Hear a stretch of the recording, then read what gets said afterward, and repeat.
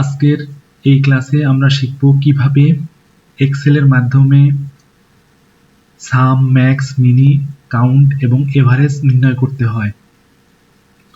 তো সর্বপ্রথম আমাদের ডাটা টেবিলটা তৈরি করে নিতে হবে। এখানে একটা ডাটা টেবিল তৈরি করা আছে, যে টেবিলে একটি কোম্পানির এক মাসের মোট সেল অ্যামাউন্ট এখানে উল্লেখ করা আছে। যেমন কামাল 40,000, জামাল 30,000, করিম 20,000, এভাবে সকল কর্মচারীদের সেলসের একটা ডাটা তৈরি করা আছে। তো এখন আমরা এই ডাটাগুলো যদি যোগ করতে চাই, তাহলে আমাদের সর্বপ্রথম ব্যবহার করতে হচ্ছে সাম ফাংশন। তো এরপরে কিভাবে যোগ করতে হয় সেটার জন্য সর্বপ্রথম যে সেলে আমরা যোগফলটা রাখতে চাচ্ছি সেই সেলে মাউস ক্লিক করতে হবে। ক্লিক করে দিতে হবে, সর্বপ্রথম ইকুয়াল চিহ্নটা দিতে হবে। ইকুয়াল সর্বপ্রথম সেই সেলে ইকুয়াল সাইনটা দিতে হবে। মনে রাখতে হবে প্রত্যেকটি ফাংশনের ক্ষেত্রে ইকুয়াল চিহ্নটি দেওয়া বাধ্যতামূলক। তো সাম ফাংশনের জন্য প্রথমে ইকুয়াল চিহ্নটা দিয়ে তারপরে লিখতে হবে হচ্ছে SUM সাম। এরপরে ফার্স্ট ব্র্যাকেট ওপেন করতে হবে।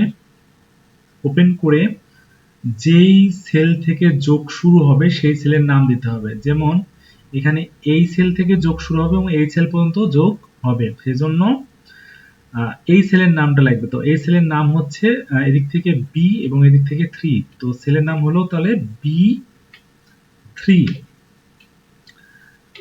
এই চিহ্নটা দিয়ে নিতে হবে।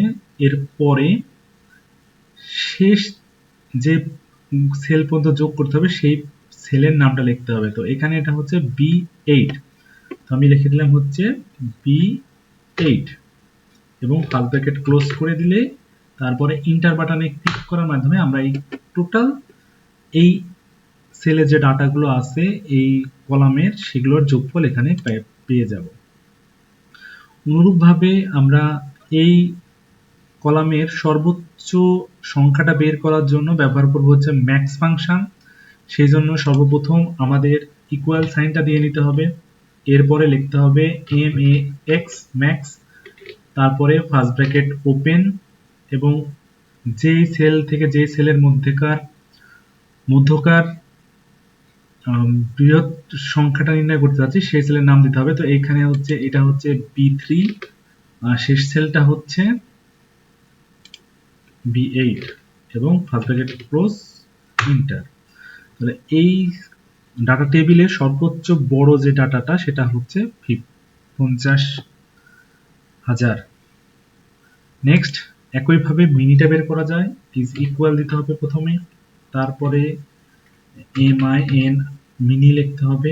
লেখার পরে ফার্স্ট ব্র্যাকেট ওপেন এবং যে সেল থেকে যে সেল, তো আমরা সহজ পদ্ধতি হচ্ছে সেখান থেকে ধরে ড্র্যাগ করলে সেটা লেখা হয়ে যায়, সহজ বুদ্ধি এটা।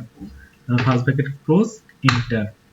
তো এখানে সর্বনিম্ন যেটা আছে সেটা হচ্ছে 10,000 এবং কাউন্টের মাধ্যমে এই টেবিলে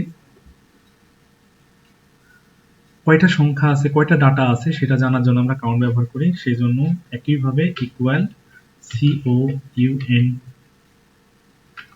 কাউন্ট লেখার পরে ফার্স্ট ব্র্যাকেট ওপেন করে যেখান থেকে যে টেবিলের যেখান থেকে আমরা কাউন্ট শুরু করতে যাচ্ছি সেখান থেকে যতদূর পর্যন্ত কাউন্ট করতে যাচ্ছি সেটা সিলেক্ট করে দিলে তারপরে ফার্স্ট ব্র্যাকেট ক্লোজ করে এন্টার মারলে সেটা বলে দেবে এখানে 6টি ডাটা আছে, 1 2 3 4 5 6।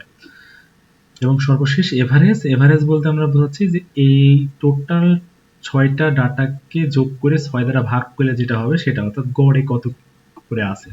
তো সেজন্য সরাসরি আমাদের লিখতে হবে ইকুয়াল, তারপরে আমরা লিখব হচ্ছে AVERAGE, এভারেজ এখানে চলে আসছে। এভারেজ লেখার পরে ফার্স্ট ব্র্যাকেট ওপেন করে দিয়ে আমরা যেখান থেকে যেখান পর্যন্ত সংখ্যাগুলোর এভারেজ করতে যাচ্ছি জাস্ট মাউস ধরে ট্র্যাক করাটাই সহজ। ট্র্যাক করে ফার্স্ট ব্র্যাকেট ক্লোজ করে ইন্টার করে দিলে টোটাল হয়ে যাবে যে 32,500। এই 6টার গড়ে হচ্ছে 32,500 করে আছে।